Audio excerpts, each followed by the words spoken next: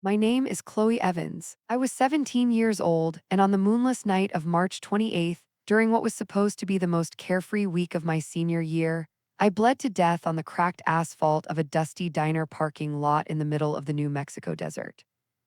Before that night, my life was a meticulously constructed blueprint. I was a senior in a small town that smelled of cut grass and conformity, just a stone's throw from the sprawling ambition of Dallas. My existence was governed by the predictable rhythmic anxieties of a girl on the cusp of everything.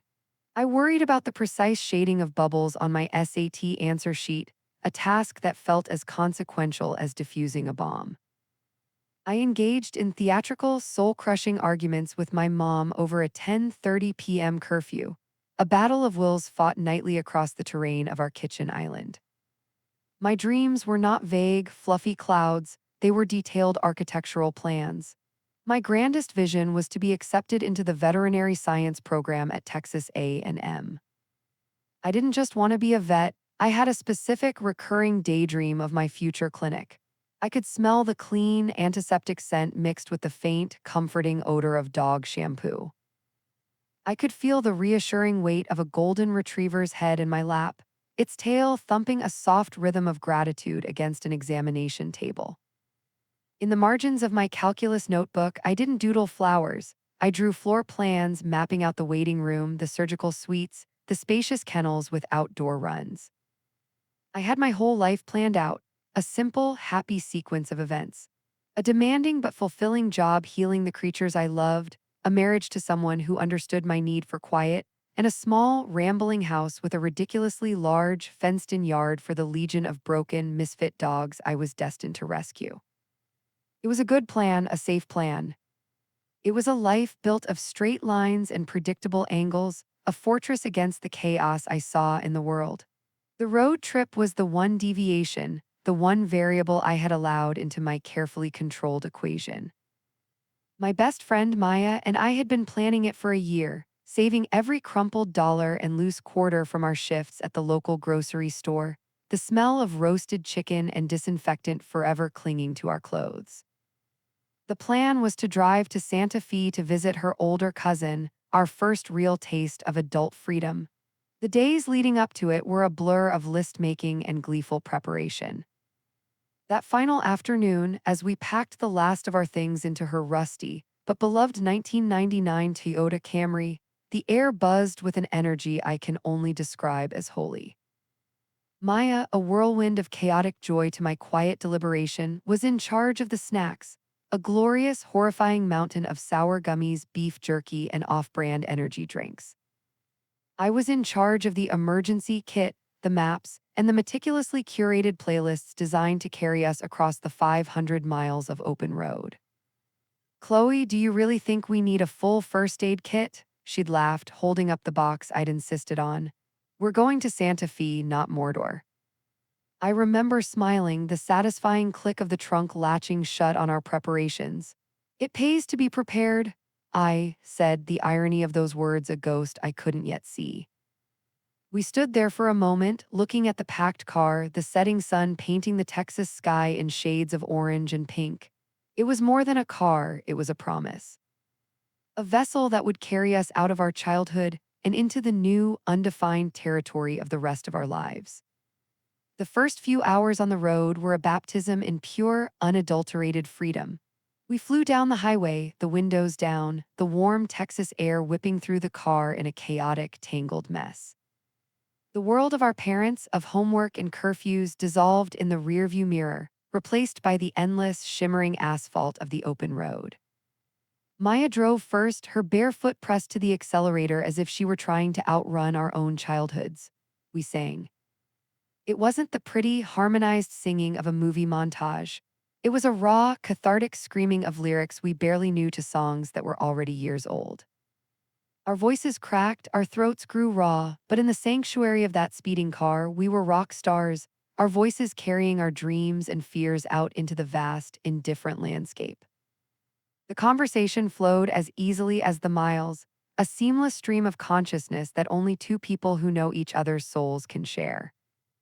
We debated the merits of different colleges, dissecting acceptance rates and campus layouts with the gravity of world leaders discussing a treaty.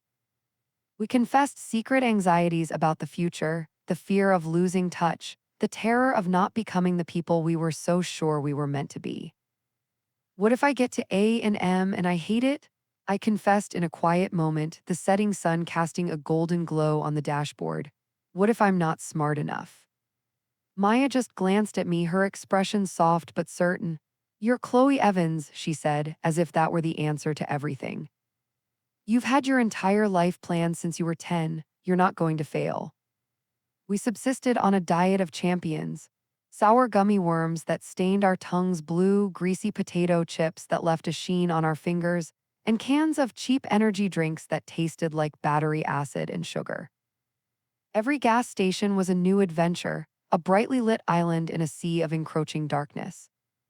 We'd stumble out of the car, stiff and laughing, into the fluorescent hum, buying more terrible coffee and stretching our legs under the watchful eyes of bored-looking clerks.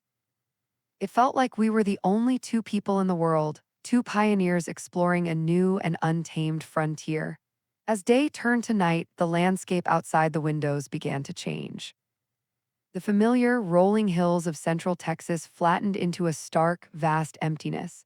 The sky, stripped of the light pollution of the city, became a terrifyingly beautiful spectacle, a black velvet canvas punctured by a billion impossibly bright stars. There were no more towns, no more headlights passing in the other direction. There was only the narrow beam of our own headlights cutting a small, lonely path through an immense and absolute darkness. The initial euphoria of freedom began to be tinged with something else, a quiet, creeping sense of our own smallness. The world felt ancient and powerful, and we were just two teenage girls in a metal box, a tiny spark of life in a vast, sleeping desert. The laughter died down, replaced by a comfortable silence as the miles and the hours stretched on, pulling us further and further away from everything we had ever known. The glow appeared on the horizon like a hallucination, a faint, shimmering promise of light in the suffocating darkness. After nearly 10 hours of straight driving, our bodies ached, and our initial excitement had curdled into a thick, gritty exhaustion. The sign for the Cactus Grill flickered, some of its neon letters dead, giving it a haunted, skeletal look. It was the kind of place you see in movies, a lonely outpost of civilization that felt like it belonged to a different decade, a different world entirely. But the open sign was lit, a beacon in the vast, empty desert, and the primal need for food and a break from the rumbling confinement of the car overrode any sense of unease. We pulled into the gravel lot, the crunch of the tires sounding unnervingly loud in the profound silence. Inside, the diner was a time capsule. The air was thick with the smell of stale coffee and old grease. A lone, weary-looking waitress wiped down the counter with a damp rag, her movements slow and practiced. In a corner booth, a trucker hunched over a plate of something indistinguishable, his face illuminated by the glow of his phone. The vinyl on the booth seats was cracked, revealing the yellowed foam underneath, and a thin layer of dust coated everything. We slid into a booth, the stiff vinyl sighing under our weight. The food, when it arrived, was almost comically terrible. The burgers were dry, the fries were limp, and the coffee tasted like it had been simmering on the burner since noon. But we didn't care. We devoured it with a ravenous hunger, the simple act of sitting still and eating something hot feeling like the greatest luxury in the world. As we ate, the exhaustion began to recede, replaced by a giddy second wind of excitement. We were here, we had done it, we were adventurers. We pulled out Maya's crumpled map and began tracing the final leg of our journey to Santa Fe, our plans for the next day spilling out in an excited rush of words. We'd visit the Georgia O'Keeffe Museum, explore the art galleries on Canyon Road, and buy ridiculously overpriced turquoise jewelry. I remember looking at Maya's face, her eyes shining in the diner's dim light, her smile wide and genuine, and a wave of pure, uncomplicated happiness washed over me. This moment, this terrible burger in this dusty, forgotten place felt perfect. It was a snapshot of a life I loved, a life I was so incredibly lucky to have. I pulled out my phone, snapping a blurry picture of Maya making a face at her French fries, and sent a quick text to my dad. "Almost there. Food stop, love you. He replied almost instantly, love you too, sweetie, drive safe, call me when you get there. I smiled and put my phone away, making a mental note to call him as soon as we arrived at Maya's cousin's place. It never occurred to me that it would be the last message I would ever read from him, the last time his words would reach me in this world. We paid the bill, leaving a tip for the weary waitress, and pushed our way out of the diner's warm, greasy embrace. The cold of the desert night hit us like a physical blow, a sudden, shocking plunge into a different reality. The silence was the first thing I noticed. It was a profound, heavy silence that seemed to press in on us from all sides, swallowing the sound of the diner door swinging shut behind us. The only noise was the insistent, rhythmic buzz of a single, long fluorescent light mounted on a telephone pole. It cast a sickly, white glare over the mostly empty parking lot, creating a landscape of stark contrasts, of deep, distorted shadows and unnaturally bright patches of gravel. Every pebble, every crack in the asphalt seemed etched in sharp, unsettling detail. And it was in one of those deep shadows, huddled behind the hulk of a rusted-out pickup truck, that we first saw a shape detach itself from the darkness. He wasn't a man at first, just a disruption in the pattern of the night, a flicker of movement where there should have been none. He stepped into the buzzing light and my breath caught in my throat. He was thin, wiry, and moved with a jerky, unpredictable energy, like a puppet whose strings were being pulled by a spastic hand. His clothes were ragged and his face was gaunt, but it was his eyes that locked me in place. They were wide, frantic, and seemed to be looking at something that wasn't there, darting back and forth as if tracking invisible insects in the air. He started talking, his voice a low, gravelly mumble that didn't seem directed at us, but at the empty space between us. The static, he rasped, taking a shuffling step forward. It's in the wires, it has a message for the quiet ones. Maya's hand shot out and gripped my arm, her nails digging into my skin. A coldness, entirely different from the desert air, began to seep into my body, a deep cellular dread that felt like my blood was turning to slush. This wasn't the fear you see in movies, the kind that makes you scream and run. This was a quiet, heavy, paralyzing cold. It was the fear of the prey that knows the predator has seen it, a fear that shuts down everything but the frantic, silent beating of your own heart.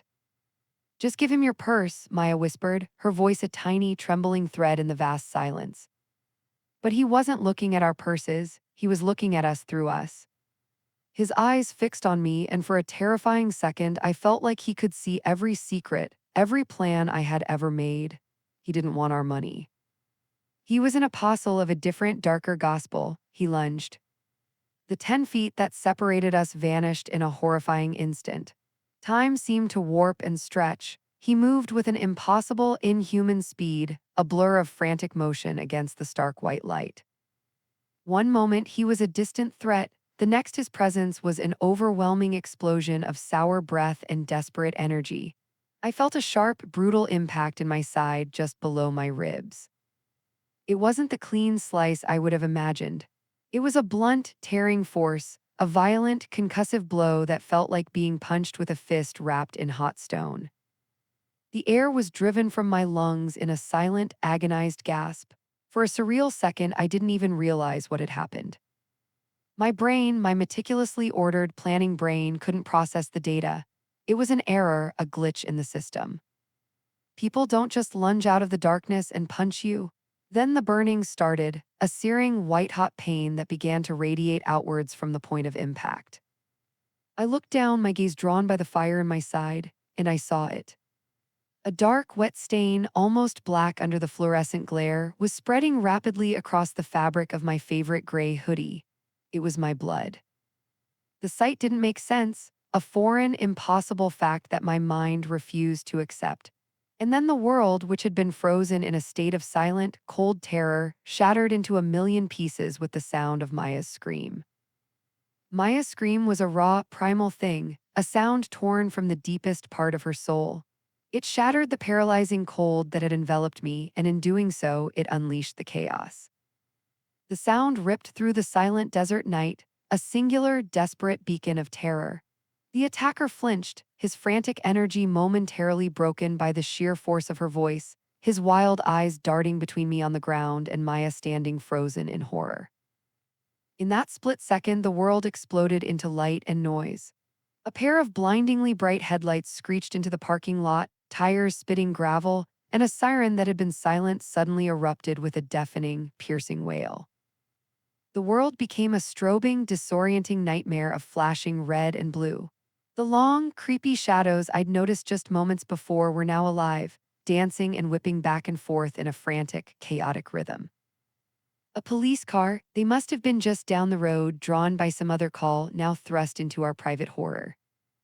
A uniformed officer burst out of the driver's side, his gun already drawn and held in a two-handed grip. "Police, drop it, get on the ground now," he yelled, his voice a powerful, authoritative roar that cut through the siren's shriek. The attacker, caught between his victims and the law, seemed to short-circuit. He turned away from us, his body a tense knot of cornered animal aggression, and faced the officer. And in the flashing, chaotic lights, I saw something else in his hand, something I hadn't seen before. It wasn't a knife. It was a gun, small and dark. My blood ran cold for a second time. It all happened in a horrifyingly compressed time frame. I heard the officer's command again, more urgent this time, but the man didn't listen. He raised his arm. I heard a loud, sharp bang, a sound that punched a hole in the night, followed instantly by another heavier boom from the officer's weapon.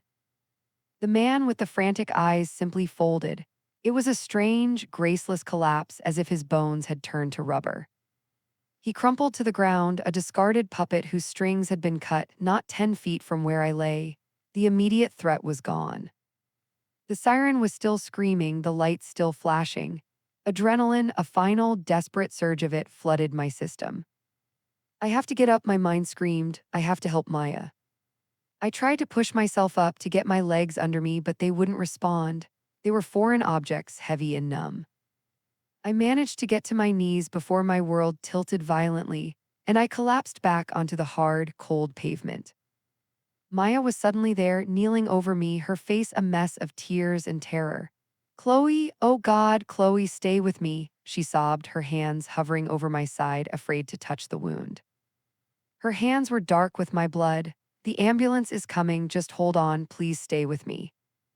I tried to tell her it was okay, tried to tell her I loved her, but the words wouldn't form. My lungs felt like they were filling with thick, warm fluid. The sounds of the world began to change. The piercing wail of the siren started to warp and stretch, descending into a low, underwater drone. The buzzing of the fluorescent light faded into a distant hum. Maya's desperate, pleading voice grew faint, as if she were calling to me from the other end of a long tunnel. And then everything just stopped. It didn't fade out, it switched off. The screaming siren froze mid-wail. The flashing blue and red lights stopped strobing, becoming two distinct, unmoving orbs of color that hung in the air. Maya's face, her mouth open in a cry, her face twisted in a perfect, silent mask of grief, was now a photograph. The police officer, his gun still raised in a cloud of his own breath, was a statue. Time had ceased to exist. The pain in my side vanished. The fear in my heart was gone. There was only a profound, absolute, and perfect silence. In the heart of that perfect, frozen silence, my awareness began to untether. The connection to the girl on the ground, the girl whose body was cooling on the cracked asphalt, grew thin and frayed. It was not a violent separation, but a gentle, peaceful release, a sensation I can only describe as being carefully unzipped from a suit of pain and fear that I no longer needed to wear. One moment I was Chloe Evans, 17 years old, dying in a parking lot. The next, I simply was. I was a point of pure consciousness, weightless and formless, floating in the cold desert air. The terror, the agony, the frantic desperation, they had all belonged to the body, and I had left them behind with it. From my new vantage point, somewhere near the buzzing fluorescent light that was now also frozen and silent, the scene below was no longer a tragedy in motion. It was a tableau, a terrible and intricate work of art. The red and blue lights of the police car were solid, sculptural bars of color, painting one side of the scene in a demonic crimson and the other in a celestial blue. My best friend Maya was a statue of perfect, crystallized grief. Her mouth was open, but no sound came out.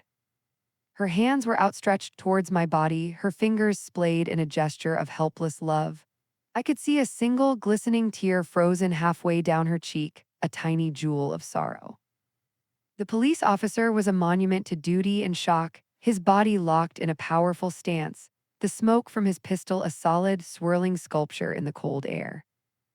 Even my killer, the source of all this chaos, was just a still, silent shape on the ground, the frantic energy that had animated him now utterly extinguished.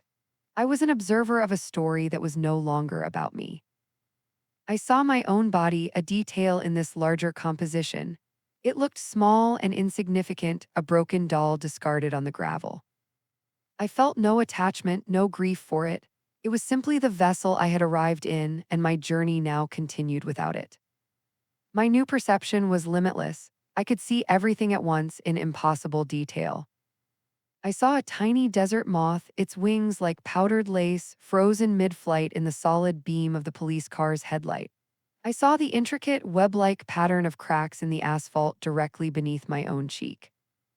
Through the windows of the diner, I could see the half-eaten burgers on our table, the steam that had been rising from them now a stationary, ghostly cloud in the air.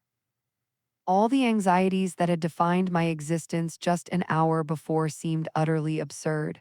The SAT scores, the college applications, the curfew, they were the concerns of a different person, a character in a play I had finished watching. The intricate blueprint of the life I had so carefully planned was now just a crumpled piece of paper from a forgotten dream. In its place was a profound and inexplicable peace, a clarity that was as vast and clean as the desert sky. My awareness naturally drifted upward, away from the small, sad diorama of human tragedy on the ground. I became aware of the immense, silent cosmos above me.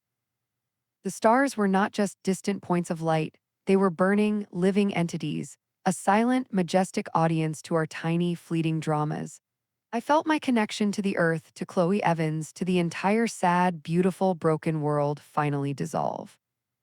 I was free, and as I embraced this new, untethered reality, I felt a new sensation.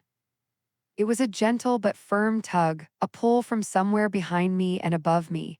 It was not a forceful command, but a loving, irresistible invitation.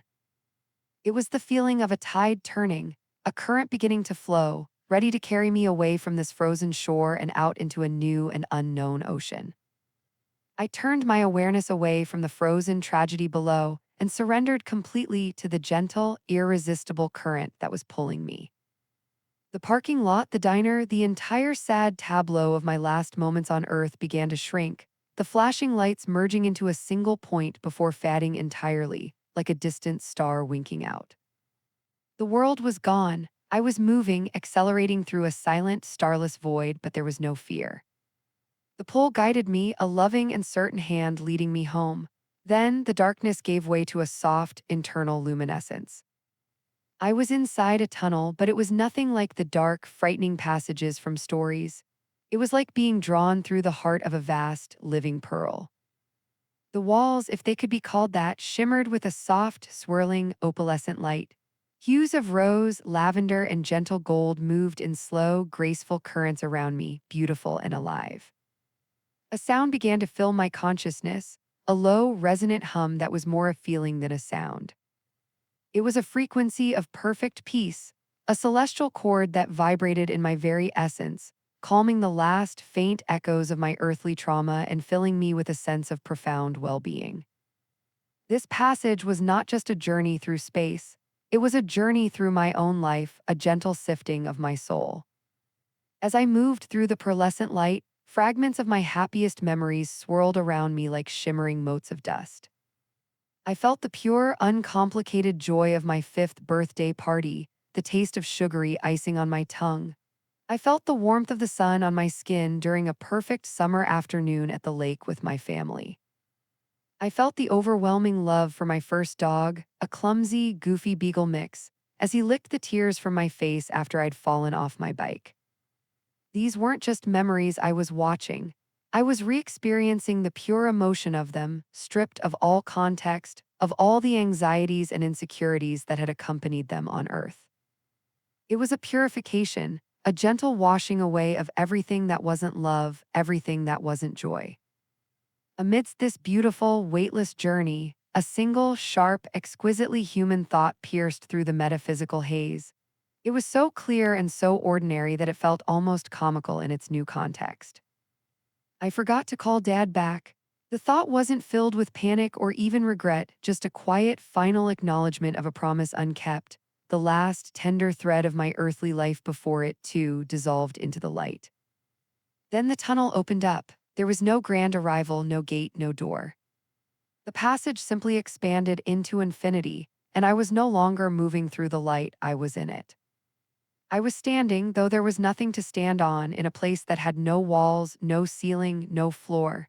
It was an endless expanse of pure, brilliant, living light. It was a reality constructed from the very essence of joy. The light was brighter than 1,000 suns, yet it didn't hurt or overwhelm me. It felt more like breathing than seeing, as if my soul were taking its first true breath of its native atmosphere. Every particle of my being absorbed its warmth and its energy, a feeling of being nourished and completed. This light was not empty. It was intelligent, it was alive. And it was radiating a love so profound, so absolute, that it was the very fabric of this reality.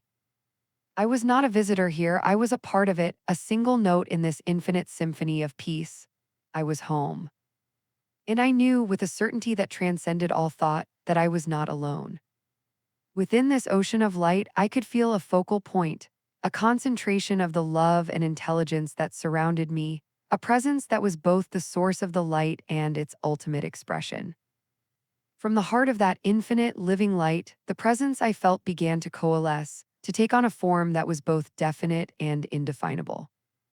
It was not the form of a man as I knew it, not a being of flesh and blood. It was Jesus, and I knew this with an instinct more profound than sight. He was a concentration of the light that surrounded me, a radiant, thinking, loving star. To look at him was like looking directly at the sun, but a sun made not of burning gas and fire, but of pure, unconditional love. His very being pulsed with a gentle, awesome power, and the light that emanated from him was personal, alive with an intelligence that was both cosmic and intimately familiar. The beautiful, low hum that filled this reality grew stronger as I focused on him. It was the sound of his presence, the constant, steady vibration of perfect peace. It was the sound of creation itself, the background music of the universe, and it resonated deep inside my soul, finding every hidden, frightened corner of my being and flooding it with a calm so absolute it felt like a homecoming. He did not speak with a mouth, for he had none. His voice was not a sound that traveled through the air to be heard by ears. It was a direct transmission of knowledge, a perfect understanding that bloomed fully formed within my consciousness, as if the thought had always been there. It felt like remembering a long-forgotten secret, the truest and most fundamental truth I had ever known. And in that silent, perfect communication, I felt his gaze upon me. In that single, eternal moment of being seen by him, I experienced no judgment for my countless mistakes, no disappointment for my earthly doubts or selfish desires. There was only love. A love so vast and powerful it felt like the very force that was holding the atoms of my spiritual form together, preventing me from dissolving into the light around me. It was a love that knew every foolish, prideful thought I'd ever had, every small act of unkindness, every secret fear I'd hidden even from myself. He saw all of it, the complete and unabridged truth of my 17 years, and it did not diminish his love in the slightest. In fact, it felt as though he loved me more for it, the way a parent loves the scraped knees and messy imperfections of their child. A lifetime of carefully constructed defenses, of anxieties and insecurities I wore like armor, simply evaporated in the heat of that gaze. I was laid bare, and in that vulnerability I was safer than I had ever been. The reaction was involuntary, a response that came from the deepest part of my soul. I began to cry, not tears of sadness or pain, but tears of profound, soul-shattering relief. The constant, low-grade pressure of being human, The need to be prettier, smarter, better, the secret jealousies, the quiet fear of not being enough, the silly, fragile pride, all of it was a crushing weight I never realized I had been carrying until it was lifted. It all just fell away, revealed as the temporary illusion it had always been. I was light. I was clean, I was free. In my weeping, I was not broken, but whole for the very first time. A child standing before the source of all love, finally, truly, and completely myself. I basked in that perfect peace, wanting nothing more than to remain in that state of blissful homecoming for all eternity. But as his love held me, the perfect, unchanging brilliance of the light around us began to shift. The scene did not darken, but it changed its focus, as if the divine lens through which I was seeing this reality was turning. He didn't say anything, but I understood. My homecoming was also a classroom, and the first lesson was about to begin. The perfect, all-consuming light did not recede, but the scene within it reformed. Jesus didn't speak, he simply showed me, guiding my awareness back towards the world, back towards the dusty parking lot. But we weren't looking at my body or at Maya or at the police officer. Our shared gaze was focused entirely on the spirit of my killer. The scene was no longer a frozen tableau. I saw him not as the frantic, hate-filled man who had ended my life, but as he was first created, a small, innocent soul. Then, like stepping into a movie that surrounded me on all sides, I was shown his life. It was not a detached viewing on a screen, it was a horrifyingly intimate, empathetic immersion. I was in his childhood bedroom, a small, dark room that smelled of dust and fear. I was not watching the little boy huddled under the bed. I was the little boy, my small hands pressed over my ears to block out the sounds from downstairs. I could feel the floorboards vibrating with the rhythmic, angry thud of his father's shouting and the high-pitched, shattering sound of his mother's weeping. I felt the boy's loneliness, a cold, heavy blanket in the dark. I felt his profound, childish terror, the desperate prayer for a silence that would never come. The scene dissolved and reformed. I was in a crowded middle school hallway, the air thick with the smell of cheap perfume and teenage anxiety. I felt the shove from behind that sent him sprawling, his books scattering across the dirty linoleum floor. I heard the chorus of cruel laughter. I felt the hot sting of shame in his cheeks, a shame that quickly hardened into a cold, tight knot of resentment in his chest. It was there, in that moment of humiliation, that I saw it, a tiny, dark seed being planted in the soil of his heart. It was a seed of bitterness, of a belief that the world was a cruel and unjust place, and that he was its primary victim. The vision flashed forward. I was with him as a teenager, standing outside a convenience store. I felt the seductive thrill of his first truly wrong choices. A lie to a friend, a stolen pack of cigarettes. Each act, so small in itself, was a watering of that dark seed. I could feel the whisper of a lie that accompanied each action. This is power. This is control. This is you finally taking what you deserve. And then I could see the whisperers themselves. At first, they were just faint, shadowy smudges in his spiritual periphery, almost unnoticeable. They were like leeches of despair, clinging to him in his moments of anger and loneliness. I watched as they murmured their parasitic lies into his ear, their voices so subtle he believed they were his own thoughts. "No one loves you," they would hiss when his mother was too tired to talk to him. "You are worthless," they would chant when he failed a test. "They all deserve to be punished," they would whisper when he felt slighted by the world. I watched in horror as he began to listen to them, to agree with them, to feed them with his own growing bitterness. And as he fed them, they grew stronger, bolder, their shadowy forms becoming more defined. And his own true self, the frightened little boy who just wanted the yelling to stop, grew weaker, smaller, a prisoner in his own soul. The dark seed sprouted, its roots wrapping like thorny vines around his heart, choking out the light, choking out his capacity for empathy, for love. My own soul ached with a terrible, confusing pity. I saw the monster he had become, but I had now been forced to witness the slow, tragic murder of the boy he was meant to be.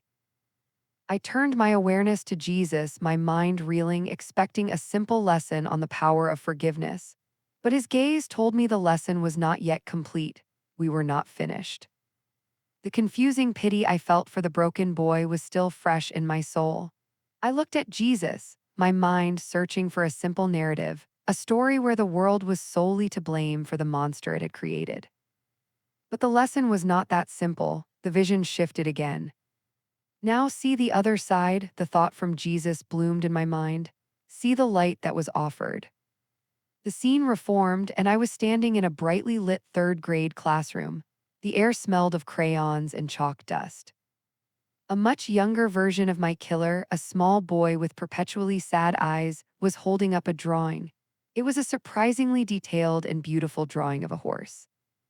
His teacher, a woman with a kind face and warm eyes, knelt down beside his desk, her gaze fixed on his creation. "Michael," she said, her voice genuine and full of wonder, "this is extraordinary. You have a true gift. You are so smart, so creative." I could feel the power of her words, a tiny, warm spark of light that penetrated the boy's lonely heart. For a fleeting moment, I saw his spirit brighten. But then the whispers, those parasitic shadows I now recognized, swarmed around the spark. "She's lying," they hissed. "She says that to everyone. It's her job. No one really thinks you're special." And I watched, heartbroken, as the little boy's face hardened, and he chose to believe the lie, snuffing out the spark of hope before it could even catch. The vision dissolved and reformed. We were in a downtown soup kitchen, the air thick with the smell of boiled potatoes and human desperation. My killer was a young man now, probably 18 or 19, his face a sullen mask of anger. He was hunched over a bowl of thin soup when an old pastor, a man whose own face was a roadmap of a hard but loving life, sat down opposite him. The pastor didn't preach, he just put a gentle hand on the young man's shoulder. "God loves you, son," he said, his voice quiet but firm. "There's a better path for you than this anger that's eating you alive." I could feel a tangible warmth, a current of pure grace flowing from the pastor's hand into the young man's soul. It was a lifeline. But the young man flinched as if he'd been burned. He violently shrugged the hand off his shoulder, stood up, and walked away without a word, the whispers cackling in his ear. "Weakness. His God is weak. Love is for fools and children. Your anger is your only strength." He had walked directly out of the light and back into his own cold, familiar darkness. Then Jesus showed me the most heartbreaking vision of all. I saw the man's mother, an old, tired woman in a threadbare housecoat, on her knees beside her bed. Her hands were clasped together, and her face was wet with tears as she prayed for her lost son, and I saw her prayers. They were not just words. They were thin, luminous, golden threads of light that spun from her heart, traveling out of her small home, across miles and miles of country, seeking him out. I saw the threads find him in his dark, lonely apartment. They were so gentle, trying to wrap around his tormented soul, to offer a connection, a warmth, a path back home. But I watched in absolute horror as he, in a fit of drunken, self-pitying rage, made a choice. He chose to embrace his hatred, to curse the world, to curse God. And as he made this choice, I saw him manifest a pair of shadowy, spiritual scissors, and with a vicious, angry snarl, he deliberately snipped the golden threads of his own mother's prayers. He was not a victim being denied grace. He was a rebel actively severing the lifelines that were being thrown to him. He was choosing to be an orphan. I saw one final chance just weeks before he killed me. He was flipping through channels, and a preacher on the screen was talking about mercy, about how it's never too late to start over. The man paused, he watched. I could feel the truth of the message penetrating his calloused heart, one final, desperate spark. The whispers went into a frenzy, screaming lies of doubt and damnation. For a full minute, a silent, terrible war was waged for his soul. Then, with a look of grim, final surrender, he changed the channel. The tears streamed down my face again, but this time they were not for myself. They were for him, because I finally terribly understood. It wasn't that heaven hadn't reached for him. It was that he had spent his entire life refusing to take the hand that was offered. The vision of the flickering television screen, the final snuffed-out spark of hope, dissolved back into the pure, brilliant light of heaven. The terrible, heartbreaking clarity of his life, a long series of open doors that he had willingly slammed shut, settled upon me. The pity I had felt was now eclipsed by a profound, tragic understanding of the power of a human choice. Then, the final scene of his story played out before me. The spirit of the man who had killed me materialized in the same place of living light where I stood. He appeared confused at first, then angry, his spiritual form still cloaked in the dark, grimy residue of his earthly rage and despair.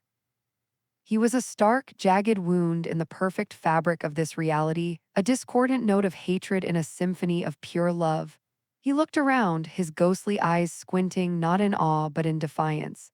And then he saw Jesus. The moment the full, concentrated presence of that sun made of love fell upon him, he recoiled as if he had been physically struck. The darkness that saturated his soul could not bear the purity of the light. It was like oil and water, two substances that would not mix. He screamed, a thin, agonized wail of pure spiritual torment, and shielded his eyes.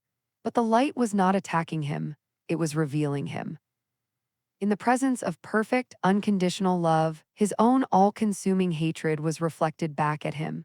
In the presence of perfect truth, every lie he had ever told himself, every justification for his cruelty, every delusion of victimhood was stripped away and shown to be the hollow thing it was. For the first time, he was seeing his own soul without any filters, and the sight of it was an agony beyond any physical pain. The light was simply showing him the truth, and the truth was his hell. Jesus did not speak a word of condemnation. He didn't have to. He stood as a silent, sorrowful witness as the man's own life, the full weight of his countless rejections of grace, became his own verdict. And then, the shadowy things, the parasitic whispers he had nurtured his entire life, materialized beside him. They were no longer subtle, murmuring suggestions. They were solid, terrifying beings of living darkness, their forms writhing and shifting. They weren't his friends anymore, they were his jailers. They swarmed him, their silent laughter a palpable wave of malice. I watched in horror as their shadowy tendrils wrapped around his limbs, not to torture him with external pain, but to claim him as their own. He was not cast into a pit of fire by an angry God. He was dragged away into the abyss by the very darkness he had invited into his own heart, the darkness he had mistaken for a friend.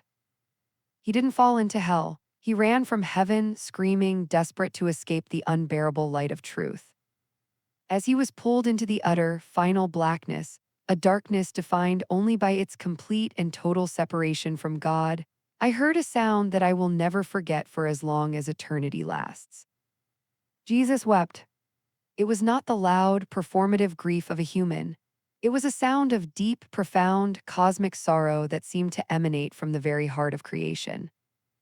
It was the grief of a king who had created a beloved son, who had built a kingdom for him, who had offered him 1,000 chances at life and 1,000 invitations to the feast, only to watch him willfully choose to starve in the outer darkness. It was the sound of a father's heart breaking for a child who refused to come home. That sound of divine grief, more terrible than any scream I had heard in the parking lot, shook my own soul to its core. The vision of my killer being consumed by his own choices faded. There was only the light, the presence of a grieving God and me. The sound of that divine grief echoed in the silent expanse of heaven, a testament to the tragedy of a soul that chose its own damnation. After a moment that felt like an eternity, Jesus turned his gaze from the void where my killer had vanished and looked back at me. The sorrow was still in his eyes, an ocean of it, but it was now mingled with a profound, instructional purpose. Now you understand, his voice bloomed in my soul, a quiet but powerful truth. Evil does not begin in the violent act, little one, that is only the fruit. It begins in the heart, in a single, quiet moment when mercy is rejected. One small root of bitterness, left unchecked and unfed, can poison the entire soul until all that is left is the thirst for its bitter water. He was no longer just talking about the man who had killed me. He was giving me a key, a diagnostic tool to understand the sickness of the world I had left behind. And then he showed me just how far that sickness had spread. The vision shifted. I was no longer looking at one soul, but at millions. I was looking down at America not as a map of states and cities, but as a vast landscape of souls. And I could perceive the spiritual atmosphere of the nation. It was thick and hazy like a spiritual smog, charged with a low, constant hum of anger, anxiety, and division. It was the collective noise of countless hearts choosing bitterness. The vision zoomed in, showing me specific heartbreaking scenes. I saw a family gathered around a dinner table, the food growing cold on their plates. A father and his college-aged daughter were screaming at each other, their faces red and contorted with rage. They were not debating politics, they were assassinating each other's character, using words as weapons. And I could see them, the same shadowy whispers I now knew so well, clinging to each of them, feeding their self-righteousness, telling the father, "She is disrespectful and brainwashed," and telling the daughter, "He is hateful and ignorant." The whispers were not creating the fight, they were simply nurturing the seeds of bitterness that were already there. The scene shifted to a woman sitting alone in a dimly lit room, her face illuminated by the cold blue light of her phone. Her fingers flew across the screen, typing a stream of vicious, cruel words in the comments section of a news article about a politician she despised. I could feel the small, satisfying jolt she felt as she hit send, a little hit of dopamine that came from her perceived moral superiority and her act of digital aggression. It was a tiny, private moment of hatred, but I saw it for what it was. She was watering her own dark seed. The vision broadened.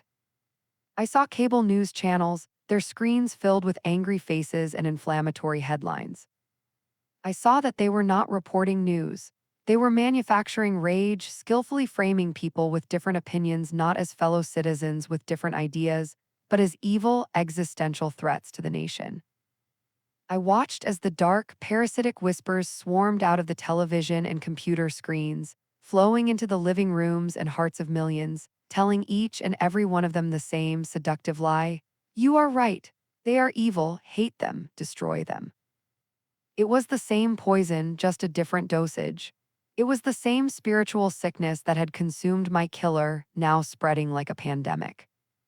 I watched as millions of people, every single day, were presented with the same choices he had been given. A chance to show mercy to someone they disagreed with, a chance to pray for an enemy, a chance to turn off the rage machine and simply love the person in front of them. And I watched as, again and again, they snipped those golden threads of grace, choosing instead the satisfying, self-righteous burn of their own anger. Jesus' voice cut through the horrifying vision, his tone filled with a powerful, world-weary sadness. "They are drinking the same poison, Chloe," the thought resonated within me. "They think their anger is righteous, but it is a chain, and every link they forge with their own bitterness is leading them to the same darkness." The terrible, sweeping vision of a nation poisoning itself faded, leaving me once again in the pure, silent light of heaven, standing before a grieving king. The weight of what he had shown me was immense, the single, tragic path of one soul, and the millions who were now, in their own small ways, eagerly walking it. The connection between the two was a terrible, undeniable truth. His gaze met mine, and the sorrow I saw there was now fused with a look of divine purpose and command. "You see the sickness," his voice bloomed in my soul, gentle but absolute. "And you see where the path leads, that is why you cannot stay." Then came the words I had been dreading, "You have to go back, little one." The thought hit me not as a suggestion, but as a physical blow, a force that seemed to rock my spiritual form. Go back. The idea was a splash of icy water, a shocking, brutal intrusion into the perfect warmth and peace of this place. Go back to that broken world, a world not only full of the random, chaotic violence that had killed me, but saturated with a deliberate, chosen hatred that I now understood on a cosmic level. Go back to the pain, the fear, the weight of being human. I never wanted to leave. This place, this presence, this was home. This was the only thing that had ever felt truly real. The life I had lived felt like a shadowy dream in comparison. "No," the plea tore from the very core of my being, a desperate, silent cry. "Please, I want to stay with you. I can't go back there. It's too broken, they're too angry, they won't listen to me." I was a terrified child, clinging to her father, begging not to be sent out into the cold, dark night. But his love was not the kind that coddles, it was the kind that strengthens. "Your story is not finished," the thought washed over me, a warm wave of reassurance that calmed my rising panic. His love did not dismiss my fear, but it enveloped it, showing me a purpose that was greater. It is not a story for you, Chloe. It is for them. They are drowning in the poison because they have forgotten this reality. They have forgotten that their every choice, their every indulgence in righteous anger is forging a chain. Your testimony will be a light in that darkness, a reminder of the cliff edge they are walking towards.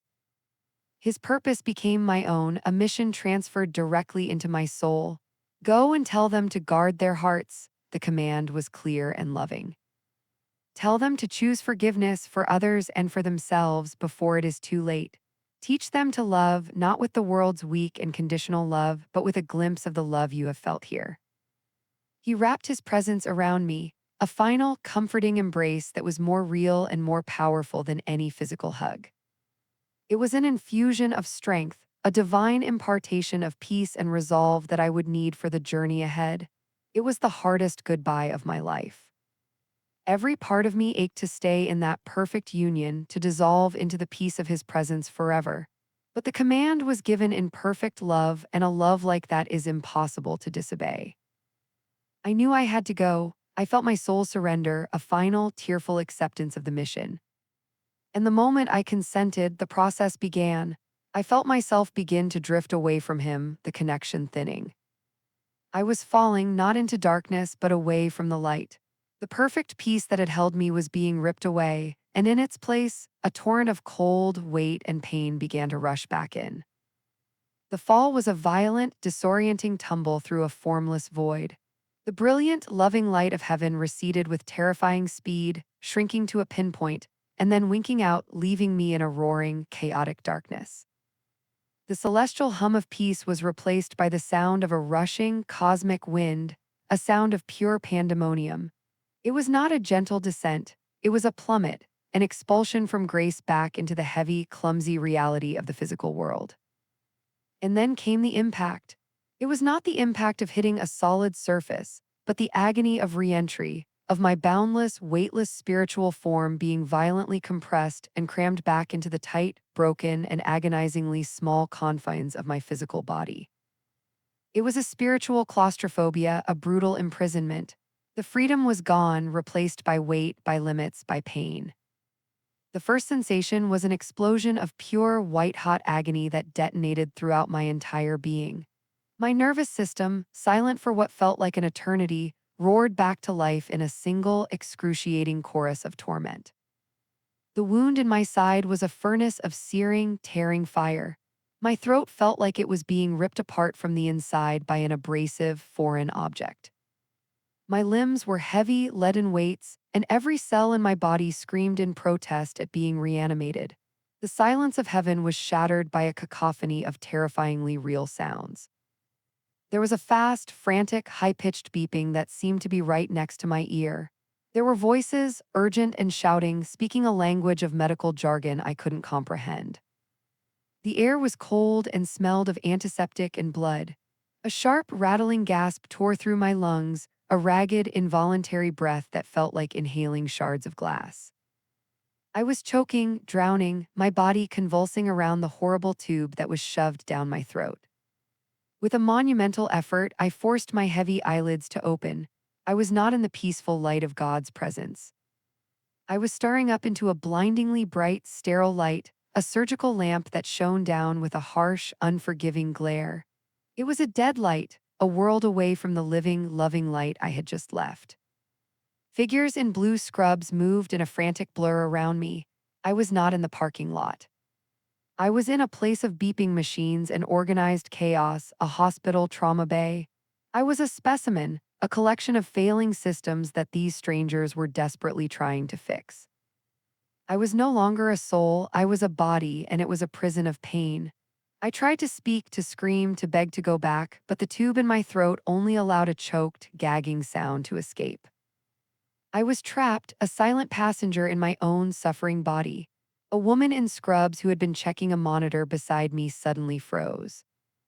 Her eyes, visible over her surgical mask, went wide with utter shock. She stared at me, then at the monitor, then back at me. "He's got a rhythm," she breathed, her voice trembling with disbelief. Then she turned and screamed, a sound that cut through the controlled chaos. Doctor, get Dr. Evans in here now. She's breathing on her own. The realization of where I was, what had happened, crashed down upon me with the force of a physical blow. I was back. The mission was real, the peace was gone. This world of pain was now my reality. A torrent of hot, real, salty tears began to stream from the corners of my eyes, tracing paths through the grime on my temples. They were not the tears of relief I had cried in heaven. They were tears of profound grief, of a soul ripped from perfection and thrust back into a broken world. I had just left the arms of perfect love and I was back. The first few days of my new life were a blurry, pain-filled haze. There were surgeries, IV drips, the constant, rhythmic beeping of machines that became the new soundtrack of my existence, and the hushed, worried faces of my parents floating in and out of focus.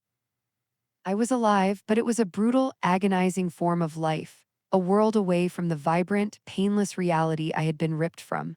It was during that first week that I overheard the surgeon talking to my parents in the hallway outside my room. His voice was low, filled with a professional bewilderment that I was just lucid enough to comprehend. "I've been a trauma surgeon for 25 years, he said, his voice a mixture of awe and disbelief. "I have never seen anything like this. According to the paramedics' log, she was down for 11 minutes. No pulse, no brain activity. With the amount of blood she lost from the liver laceration, she shouldn't be here. And even if, by some 1 in a million chance her heart did restart, the lack of oxygen to her brain should have resulted in catastrophic, permanent damage. But her scans are completely normal. It's medically impossible." My parents' tearful replies were muffled, but I had heard what I needed to. It was a confirmation. What had happened to me was not a hallucination, not a dream brought on by trauma. It was real. As my body healed, a different kind of pain began. My side was a landscape of stitches and bruises, and I knew that even when it healed, there would be a scar, a permanent physical reminder of the night my life was split in two. But the deeper wound was in my soul. I was suffering from a profound spiritual homesickness. The memory of heaven, of that perfect love and peace, was so vivid and so powerful that it made the real world seem like a faded, gray, and broken imitation. Every act of human selfishness I saw on the news, every unkind word I overheard, every moment of anger or pride I felt in my own heart felt like a terrible abrasion on my soul, which now knew a better reality. For a while, I could barely speak about what I had seen. The memory was too sacred, too beautiful for clumsy human words. But the purpose of my return, the mission I had been given, was a constant, gentle pressure in my heart. I couldn't keep it to myself. I had to deliver the message. That is the only reason I am telling you this story, not for sympathy, not for fame. I am telling you this because Jesus gave me a message to give to you. He didn't ask me to tell you who to vote for. He didn't ask me to tell you which church to go to or what religion to believe. He asked me to ask you to do something much, much harder. He asked me to tell you to look inside your own heart right now in this very moment. Is there a bitterness there? Is there an unforgiveness you're holding on to like a precious stone? Is there a person, a neighbor, a family member, or a group of people that you truly, secretly hate? That feeling, that sharp, satisfying, self-righteous anger that feels so good, so justified, that is the poison. That is the whisper. That is the exact same seed of darkness that I watched grow in the heart of the lonely, broken man who killed me. He didn't start out a monster. He became one small, justified bitterness at a time. I know it's hard. Believe me, of all people, I know how hard it is to let go of that pain and anger. But you have a choice. What he showed me is that every single day, we are offered countless chances to choose a different path. A chance to pray for the politician you despise. A chance to forgive the person who betrayed you. A chance to turn off the news channel that profits from your rage and just love the person standing right in front of you. Every time you choose mercy when you want to choose anger, you are choosing heaven. Every time you choose forgiveness when you want to choose bitterness, you are choosing life. Please, I am begging you, do not reject those chances. Do not keep cutting those golden threads of grace because you think your anger is more valuable. Because what he showed me is terrifyingly, eternally real. Heaven is a real place, a reality of pure love beyond your wildest imagining. And hell is real too, a cold, dark, lonely eternity of a soul left with nothing but its own chosen hatred. And the choice every single day is ours.